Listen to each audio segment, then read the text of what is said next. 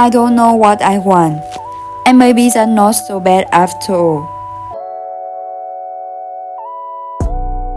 Sounds strange, right? Since we were kids, we have been taught that we must know what we like, what we want, and what we're good at, so we can choose the right school, the right major, and the right path in life. And honestly, I used to believe that too. I have always been someone who's clear about what I want. From a very young age, I had already decided what field I want to go into and what career I want to pursue. I knew what suited me, where my strengths were, and I laid out a step-by-step plan to get there. Sound idea, doesn't it? Like someone with vision, direction, goal, and the discipline to follow through. But as I grew older, I realized something surprising. Knowing exactly what you want can sometimes feel like a prison. I was born into an intellectual family. My parents never forced anything on me, but they placed great importance on teaching me to think independently. They always respect my interest, feeling, and personal design. I also had a grandfather. He was a well-known school principal who has taught and mentored many successful students. And with me, he always has a special way of guiding. He never says things like, you have to be a doctor or pick a high-paying job. Instead, he gently said, you are growing up now. It's time to look within and ask yourself what you truly like, what you're passionate about. It sounds simple, but I heard that line when I was 8th grade, around 13 or 14 years old. While my friends were still busy playing games or watching cartoons, I had already begun questioning myself. And when a kid is told they are grown up, they naturally begin to feel responsible for their own life. So I started early.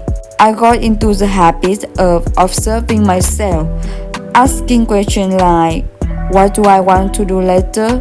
What brings me long-term joy? What I'm good at? And what career suits someone like me? I was also a bit mature beyond my year, always thinking ahead, always needing to prepare. By 8th grade, I had already decided on my major, my dream university, my future job. I started learning relevant skills, preparing for college entrance exam early, and pursue my degree in a very structured way. By the time I graduated, I already had several years of unofficial experience and was considered someone who was young but seasoned. Love was the same. I had a specific type. I knew what kind of person I clicked with, what kind of environment I wanted to live in. And I ended up dating someone who matched my type about 19%. Life seemed smooth and logical. Early planning, clear direction, and early success compared to peers. And yes, there was a period where I was really proud of that. I feel like I truly knew who I was, had a plan, had goals, while my friends were still confused about the path. I was secure in mine. While they were struggling to find a fitting job, I was already seen as stable. Everything seemed to be going according to plan. But then I turned 22, and something started to shift. The thing I once believed in so deeply started to feel uncertain. I was still working in the same field, still achieving a certain level of success, but the fire was gone. I could still do the job, but at times, I feel like a machine, skillless but numb. I started noticing things I had previously dismissed simply because they didn't fit the plan. Things I also were previous suddenly into me.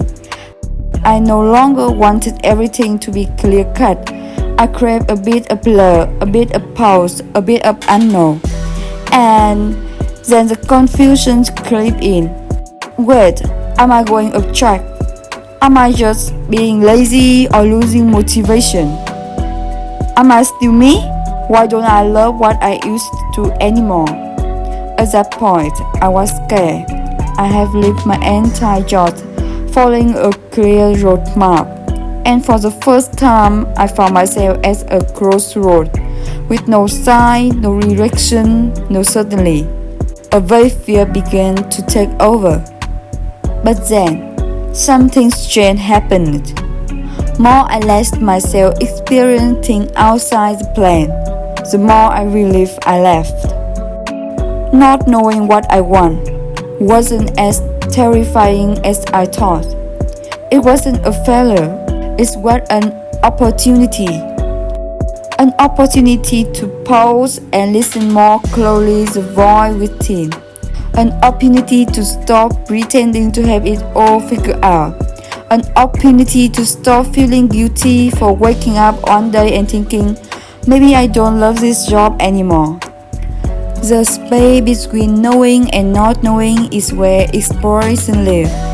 Only when you are no longer bound by ridicule can you start to see new paths. Only then can you do something bold, take risk, and actually feel alive again. These days, I still work in my original field, the one I once dreamed of, but along that, I allow myself to try new things, psychic that might not make me rich, but make me curious.